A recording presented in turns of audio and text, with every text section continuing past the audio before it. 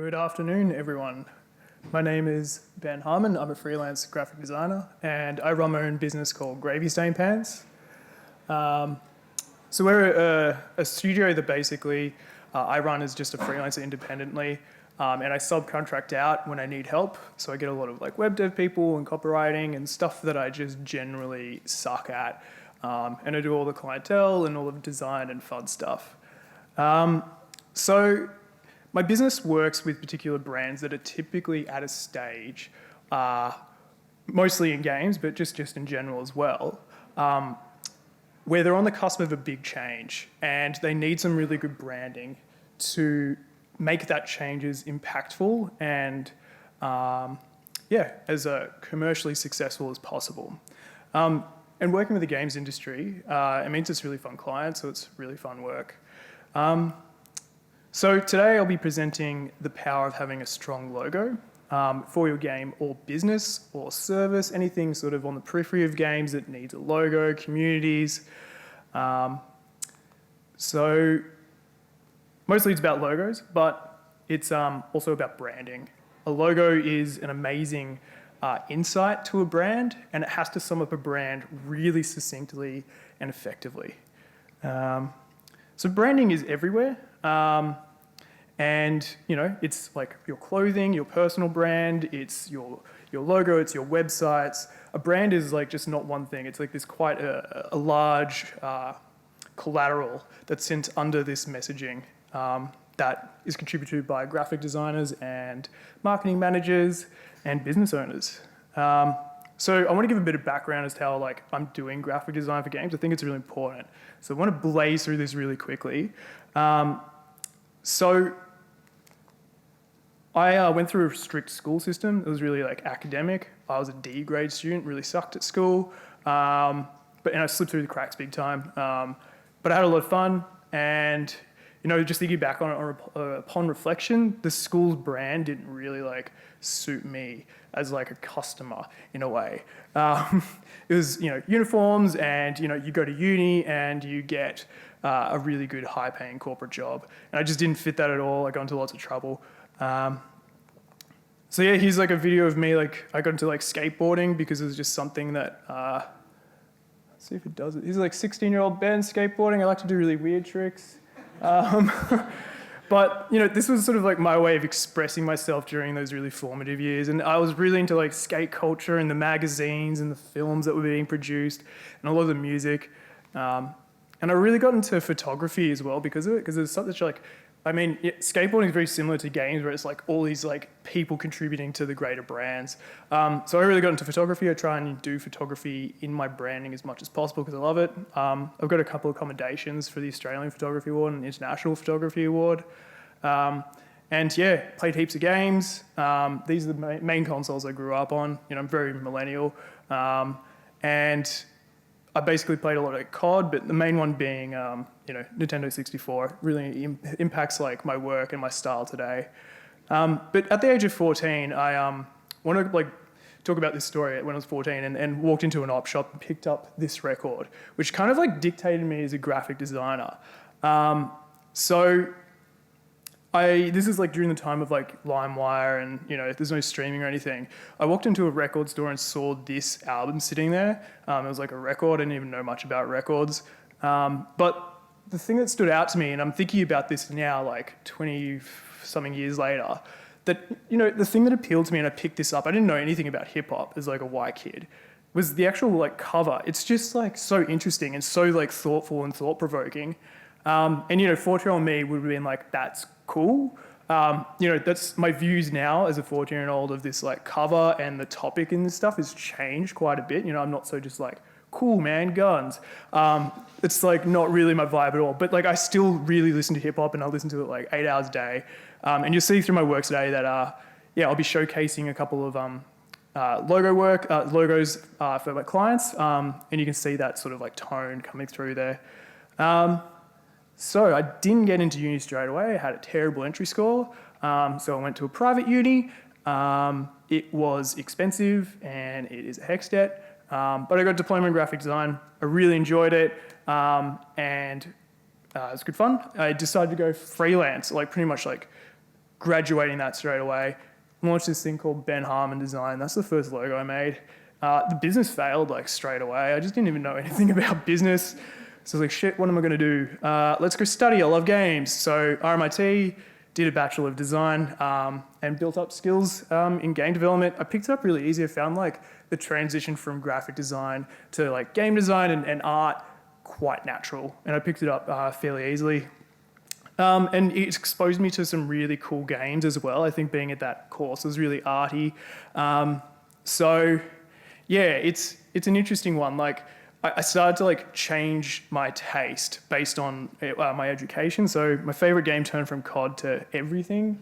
And I graduated and was super inspired and got 2 other students to go start like a studio with me and we'd make games. So this is me, like I started this like little business called Floorboy Games because I was stacking shelves at a supermarket and I was funding the production of this game called Red Ant Fish. And the whole objective straight out of uni was to basically ship a product so we can get jobs. It wasn't really about making money. This took a year to make. Like app development shouldn't take that long. So it really killed us, but ultimately it worked. And I got a job and I worked on a game called Putty Pals. And I shipped it on Nintendo with a bunch of amazing people and made some cool art and shipped a game. It was an amazing experience. And you know, from like, I guess my trajectory, it was really like on point. But after shipping Putty Pals, I started to get a little bit lost. And just thinking about the keynote yesterday and burnout, it's like an interesting thing that's coming up. And I just want to acknowledge is like, I was going through severe burnout towards the end of my time at the studio.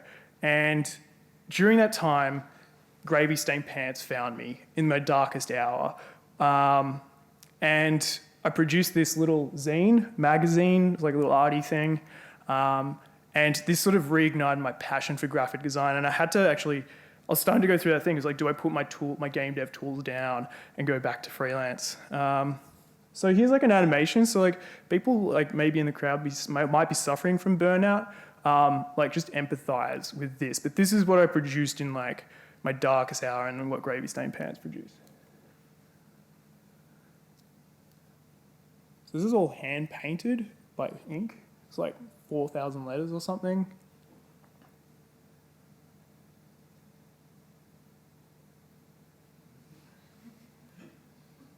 And that's pretty much it. That's the end of it, yeah. It's like this book, and I just made it to mess with people. So they'll pick it up and be like, life? What the fuck?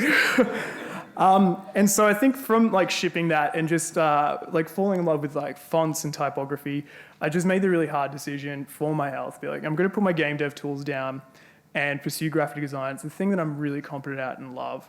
And I walked straight into game development clients. So this is Forest Pass. This is a product I designed for a narrative design book.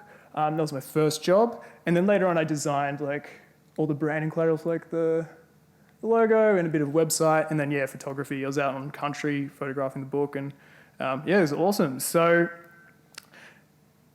after I graduate, after all that like background formative years stuff, I really just want to tap into like graphic design as a discipline. So graphic design is the plans and production of visual communication, and it's the idea that like graphic design is a code that we're trying to, like a universal code that we as Homo sapiens can understand. And we have to transfer, as graphic designers, that information through non-verbal communication, and we need to factor in written and verbal communication. So that's all kind of like, I don't know, high-level stuff, but I really want to tap into how we perceive visual communication. So I'm going to do a little bit of experiment, might fail, but like, just really quickly, I'm just going to show an image of, it's got 2 colors and it's 2 shapes, and I've made an image. So just very quickly, I want everyone to say what they see after they see this. What is this shape or image? Tree. It's just 2 things. So coming back to like how we perceive visual communication, we perceive the world visually, but interpret it through words and language. And so I'm not a Zen philosopher or anything. I find it interesting, but I find it very confusing at times. But the basic thing they're saying is Westerners think in words, and Zen philosophy is all about trying to not just think, but trying to let those words not have impact. So Westerners and modern society, to convene, think in words. It's really convenient to think in words, it's convenient to speak in words, but just keeping that in mind that we perceive and interpret the world in words and language. Visual communication is super important, especially when we miscommunicate. So I'm going to show you a logo. I just took the two elements of this logo and created an artwork showcasing what their vision was before they produced the logo. So it's a image of a pagoda and a sun, and this is what they would have had in their mind. A red hot sun sets behind a pagoda, and it glows a warm yellow. And this is the logo, this is going to be the vision, and then bang, they produce this. People are laughing. I didn't actually say what this is or anything, but we kind of know what's going on there because we've interpreted into words and we see a butt. So how long have we been visually communicating for? A really long bloody time. This is one of the oldest recordings of visual communication. It's Castillo Cave Art, 39,000 BC. This is Stone Age. And they were leaving their hands up and creating this stencil, which is really interesting because that's showing intent, that's showing purpose. There's a craft going on there. And they're also trying to say something. And I often try and think, what were they trying to communicate with these hands? Am I here? Hello? Or is it just some kids having fun with some dirt and just putting it up on the cave? I'd also like to know Australia's got a shitload of hand stencils.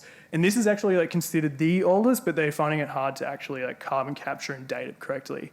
But I think that's really cool. He's missing his finger and it's just what was that person trying to say? So then, started civilization, societies, we need to start functioning beyond just, hand stencils. We've got conventions of trade and some commercialization.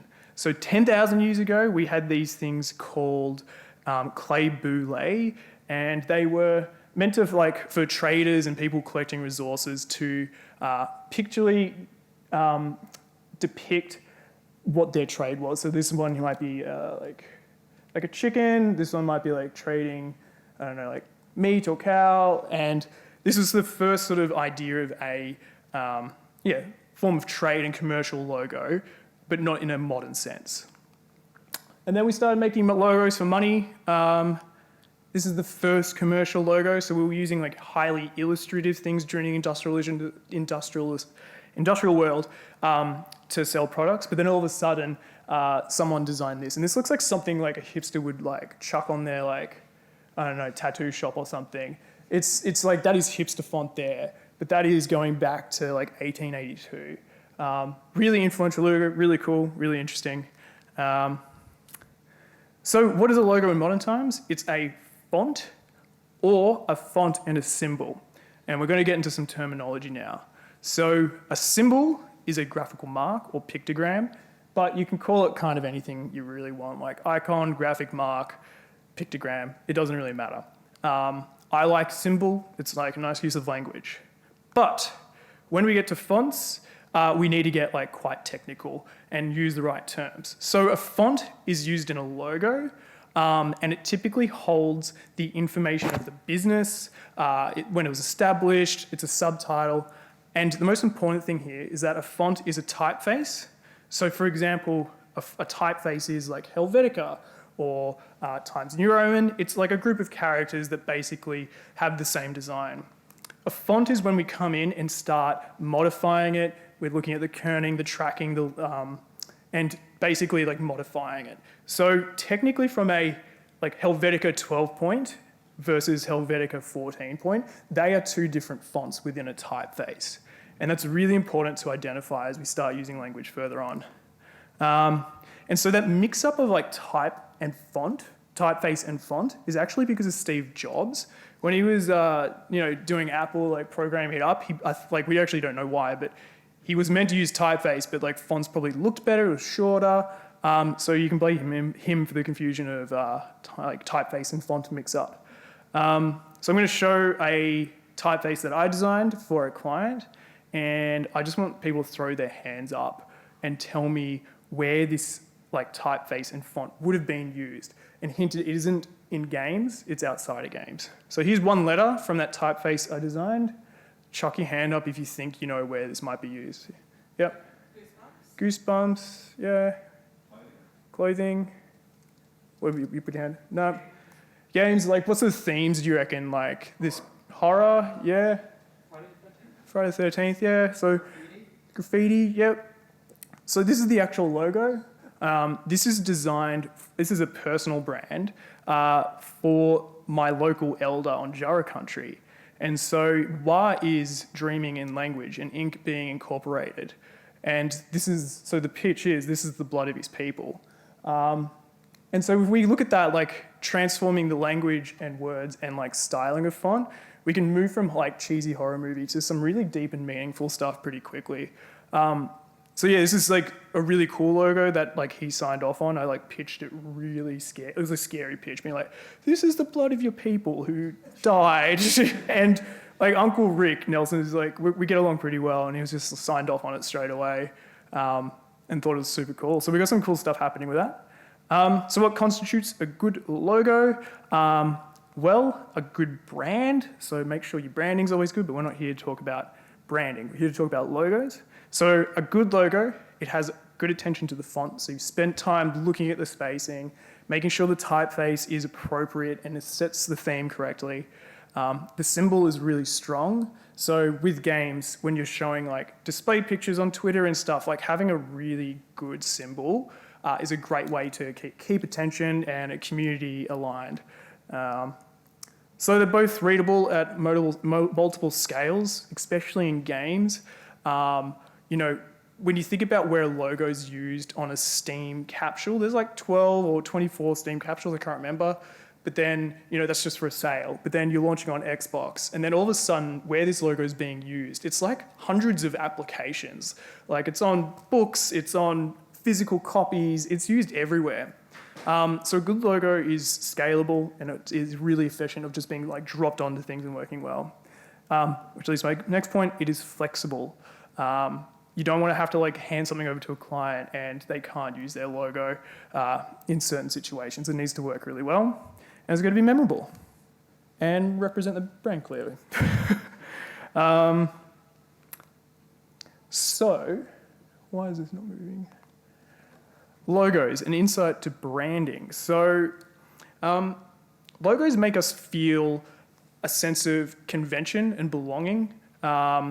And they're used as a technique for us to convene and share ideas.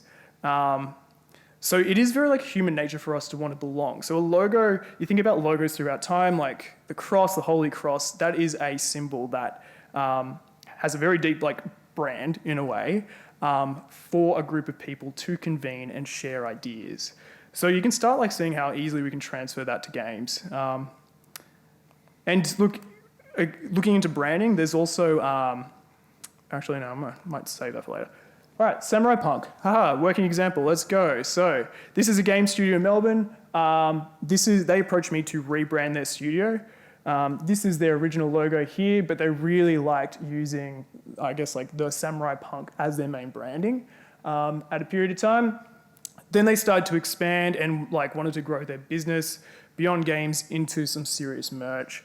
So I just want to showcase a bit of like logo development and what we went through to discover the logo. It was like a 4-person job over 3 years, and we had a heap of concepts. And I guess here I want to just highlight the visual language that we're trying to communicate, which was outcast, weird, and independent. That is what this studio is all about. So after a bunch of concepts, I produced this concept here. I painted this with a stick and ink, and I did about 200 variations really, really quickly. I was listening to Wu-Tang Clan, just trying to get in the zone with this stuff, and I produced this and scanned it, put it into my computer, and turned it into a vector.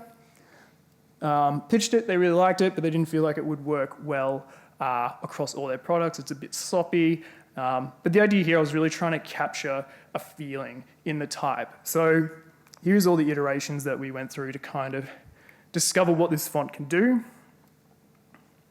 And we landed on this iteration. We're really happy with this. They still use this. And in particular, we found that this little icon was working well, which I stole. You can see sort of like the elements, you know, here's one eye, there's a bit of the mouth up there from that original logo. But we weren't super happy with that typeface. It was great for the apparel, wasn't great for games. And we wanted something that was a little bit more professional, clean, and yeah, more flexible. So let's look at all the iterations that we went through to discover the typeface, sorry, the font, along with this symbol. It gets kind of gnarly. Like, this is a lot of the job, a lot of iteration and just trying to find the right thing. And you can sort of see how like fonts paired with symbols can really shape the tone of a logo. Like, it can send the wrong message really quickly. And that's almost there, but this was the final one that we signed off on. So yeah, outcast, independent, you know, weird. It's kind of what we're shooting for. So using logos for games, I'm going to be using Samurai Punk's Justice Sucks. I'm going to walk you through a deep process, like as I do as a graphic designer, and give you the lowdown. So Justice Sucks is a killer robot vacuum cleaner on a quest for vengeance through a 90s TV universe. So when they approached me, they had this, I guess, prototype, prequel. It's the predecessor to Justice Sucks. So they showed me that. They said, hey, we want a new logo. We haven't got a game yet. We haven't even started concepting. We've got a mood board. We're looking at a lot of 90s stuff, you know, a lot of music from that time and aesthetics. They showed me the key pillars, which is cute comedy plus extreme violence. And I kicked off the logo design process. And this is before there was even a prototype for Justice Sucks. We didn't even really know the name. So the visual language I developed for this was vacuum action 90s pop. And I went off and did some logo research and created my own mood board. I'm really looking at fonts here. I'm looking at tone and color. You can sort of start to see like an overall color palette. And it is just research. And I did go on to do some like further research. So from the first game, the prequel, I actually made a booklet for them. Became pretty familiar with the brand. This was deep in the pandemic and didn't have a model, so I used myself. It was really weird, but I really got to understand the brand and do some world building along the side. And the cool thing is they actually put that character in the game, which of a game now, which is super, super cool. So while I'm off doing this and building all that, Samurai Punk were doing the same thing with their game Justice Sucks. And so when I started the concept phase, we were in the pre-alpha game development of Justice Sucks. So they were still putting things together when I was building the logo. And here is the main concepts I pitched to them before we even had a solid name. So we knew Justice Sucks was a name, but we didn't know what the subtitle would be. So into the TV. And this is all just trying to like figure out the right feeling for the game. None of it's really right. This one really freaked me out because it kind of looks like a snake a bit. And then, I landed on this one, and the clients really liked this, but it felt really comic booky, a little bit too like action hero-y. But the right language is in there. Like, we were looking at like this suction kind of thing, and there's a lot of movement, and using the words and the language to amplify some meaning in the logo. So they signed off on that and then said, hey, go off and like develop it further. So we tried to get the character in. I'm just going to bang through this pretty quickly. So looking at like, how do you make a logo kind of like suck? Just banging through it. We wanted to have some blood because it's action. And then we finally landed on a name, which was Justice Sucks Recharged. Again, I think we just started prototyping the game at this stage. And they hadn't had any pitching yet, any funding yet. It was still very early days. Looking at how we can get there, and then we found the final logo, which was in the alpha stage of development. So at this stage, they were using this logo on their pitch decks. They were using it on some of their like Twitter pages and websites and all their marketing collateral. And this was all the idea to source some funding to build a vertical slice, to get a publisher and to ship. So we went to go pitch. It went really well. We thought this was like the best version of the logo. This is my favorite version of the logo. I think it's really cool. But the publisher didn't like the name Recharged.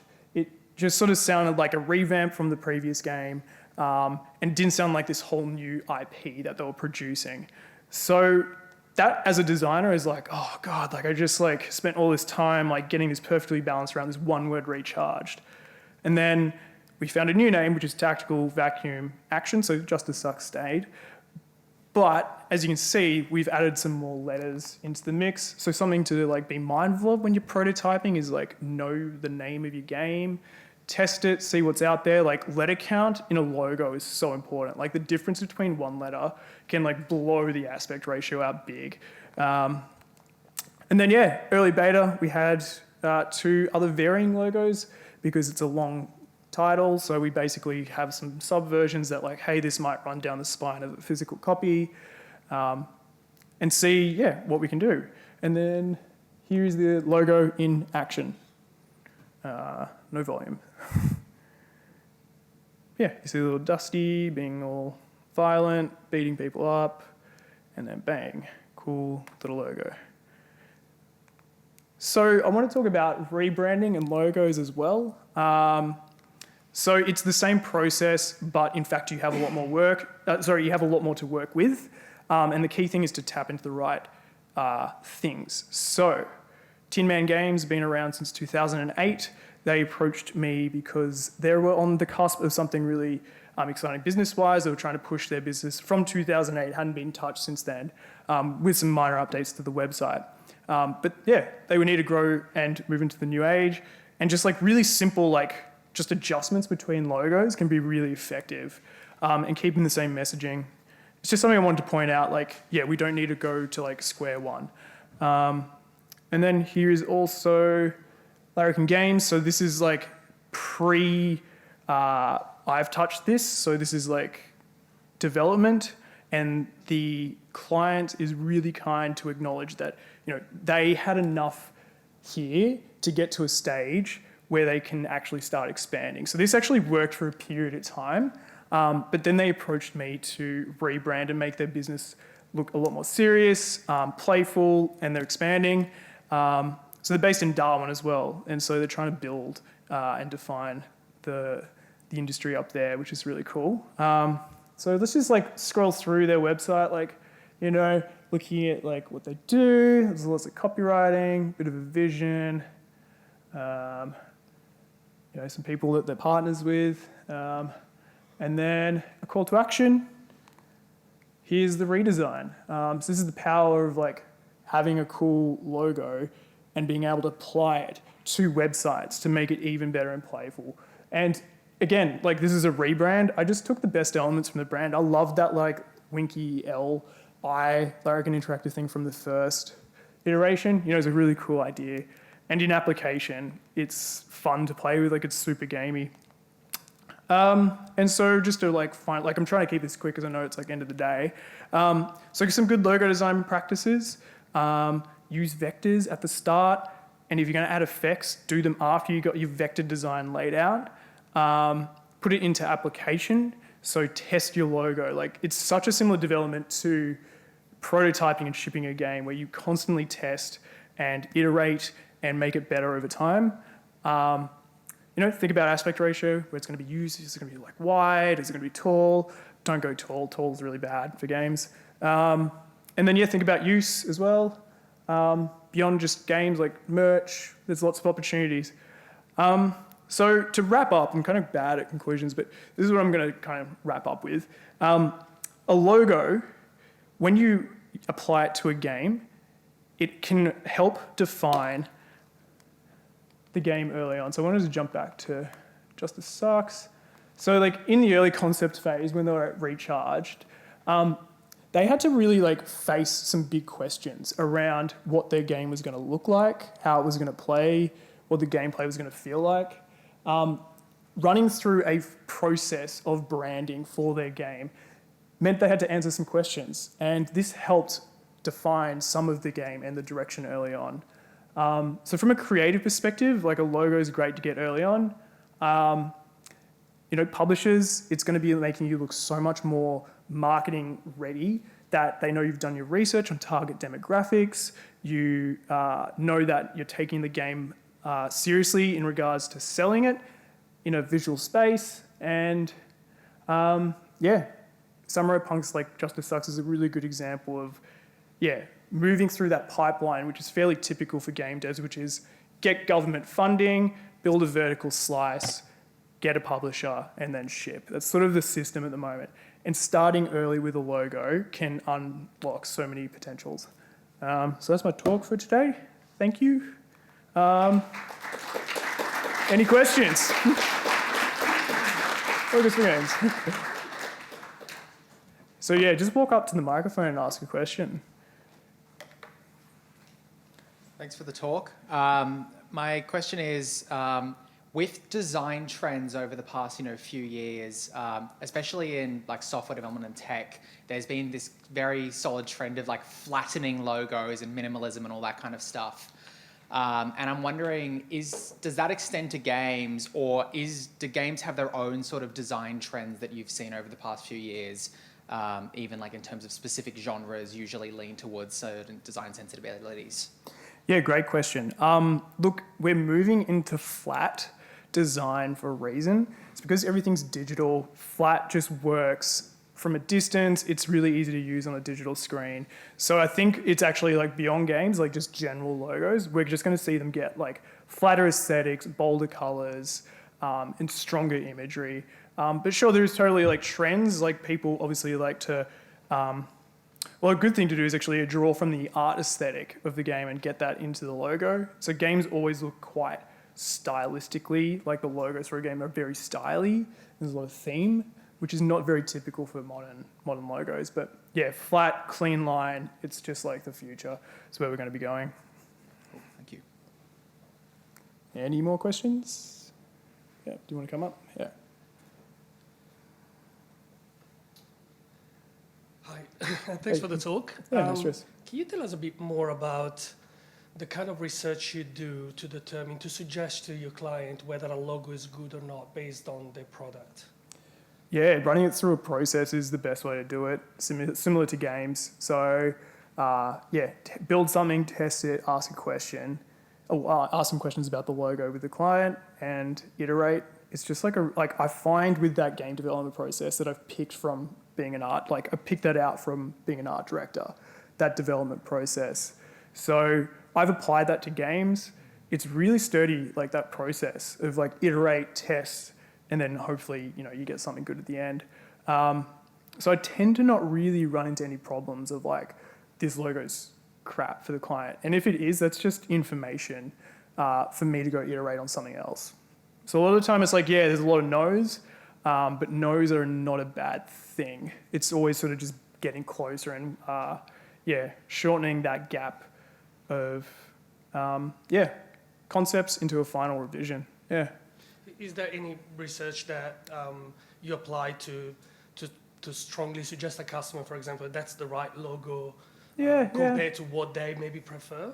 Yeah. So the mood board is a good part of the research phase. So I'm showing this stuff. I show everything to my client, all the development, all the research. So usually showing research at the start, where I've done the mood boarding. Be like, hey, remember this is what we're looking at here. We like this typeface. We like this color. That's where the sell really works. So just tying that messaging from early stages to the end. Yeah. Cool. Thank you. Yeah, no stress. Hey. So I went through the process of trademarking one of my logos recently, and I'm just curious from your perspective, are there any extra considerations, knowing after the fact now, that one should consider before making a logo that is trademarkable to be put on retail products, to be put on merchandise, in addition to what you already talked about? Yep. Yeah. So there is... you don't really need to do it at any particular stage. It's usually where your business is at. So if you know, based on what your trajectory is and things are looking good, like things are about to go bang and you're about to get a lot of like publicity or a lot of traction, having a super strong logo will back you up for that.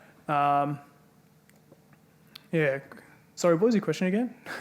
What extra consideration? Extra consideration, yeah. With trademarking, So I've never trademarked. I've never needed to. I only really work with like mid-sized studios so far. But look, it really is dependent on your business. Like if things are about to explode and you know there's lots of traction, spending the money on a trademark's probably a good idea to back yourself up. Yeah. Cool. Hello. Thanks for the talk. Yeah, no stress. I got a couple questions if that's okay. Go for it. Yeah. So first, there's a lot of resources online about this, so it's hard to find like an actual thing. What are the legalities around a typeface? Like, do you have to create your typeface from scratch every time you make a logo? And because there's like that classic, you just edit 10% of it, and then some people say no, that's a myth. Like, is there like a? There's no hard and fast rules, unfortunately. It sucks when it comes to law. But yeah, it's interesting. So like, always look like there's, I guess with fonts, yes, you should be buying fonts 100% of the time if you're using them in a commercial capacity. But using DeFont is not that bad if you actually modify it and use it yourself and get the correct license. Because DeFont has this like perception that there's crappy fonts on there that's made by people, just non-professionals. But there's actually a wealth of like really good stuff there. Like, and just with a bit of finessing, you can turn a really, bad font into something kind of cool. But around the legalities of copywriting a font, just if you're going to use a font, buy it. It's your best bet. But yeah, I've never had anyone like come up to me and be like, "Where did you get that font?" and show us your records. Like, I just buy it because I'm like, that's good business practice. It's the rules. But Yeah. Thank you. Just one. It sounds like a loaded question. It isn't. Is there a client you would say no to? As in, then that's not like if Hate Group approached you and said, "Make us a logo." I mean, more like if you thought it didn't resonate with your brand or your style, would you just be like, no? I'm getting there. Like I do like to pick particular clients. But sometimes like months are quiet and I need to do bread and butter stuff, which is also like totally fine. But it's usually stuff that I like. Like I'm really into gardening. So like I'm helping out soil scientists make diagrams. That's always like fun. But yeah, not a big fan of subcontracting. Like that's something that I feel like I don't have any business momentum when I'm subcontracting. Because I'm totally obsessed with this stuff. And like game dev clientele are amazing to work with. You're very literate. You understand the process. Turnarounds are insanely quick. Yeah. Awesome. Thank you so much. No worries. Anyone else? Thanks for the talk. I'm a graphic designer. And now I'm in a position where I'm starting to make a game with a team, and I'm not coming in and there is a game or even a prototype. We're making the game from zero, including all the brand and the art direction, which is on me. So I actually thought maybe making a logo and brand is a good first step. Have you ever been in that kind of situation, or are you usually coming in when there's at least kind of a vertical slice? It's all over the place. Branding and marketing is very strange for games in that way. It's still evolving. Good question. I think, it's. Sorry, I'm just trying to backtrack on this question. I'm running on not much sleep. I've recently became a parent like 10 months ago. So it's like, and the kid is just going nuts. I'm struggling to like keep awake. What was your question again? Basically, have you ever had come into a project where there isn't a game yet? And That's right. Yeah. So, totally. So a lot of indie devs come to me with no project, no prototype, but a really cool idea. Yeah, totally. They hire me to get a logo, and with like knowledge that it's going to probably change drastically. But yeah, it's all over the place when people pull me in. But as I say, like sooner the better, for sure. It's just so handy to like be able to test your logo out as soon as possible, like pairing it against like what's happening in Steam, like on particular categories and genres, see what the other logos are doing early on, because like trends do change. Yeah. Cool. Any more questions? Just a quick one I want to say from here. How do you charge? Can you put speak into the microphone? Just 'cause Oh, sorry, I'll walk all the way around here, sorry. yeah, otherwise the person watching the recording won't hear your question. Yes, for them. How do you charge and how do you base your figures on that? Would you do something, a different price for, say, some indie friends versus if you get approached by someone more established? Yeah. Like everyone's got a budget and just got to figure it out. And there's always wiggle room. And I always like to like deliver like great stuff. So I move my scope around their budget, knowing that I'll still be able to deliver. Yeah. So I do fixed price. I just sort of say it's like I kind of done enough now to know gut feel. Yeah. But yeah, there's definitely like small indie people where it's just like quick turnaround stuff, and then big studio stuff as well. Yeah. Excellent. Thank you. Cool. Great talk. Thanks. I think we might wrap it up there. Amazing. Thank you everyone for coming.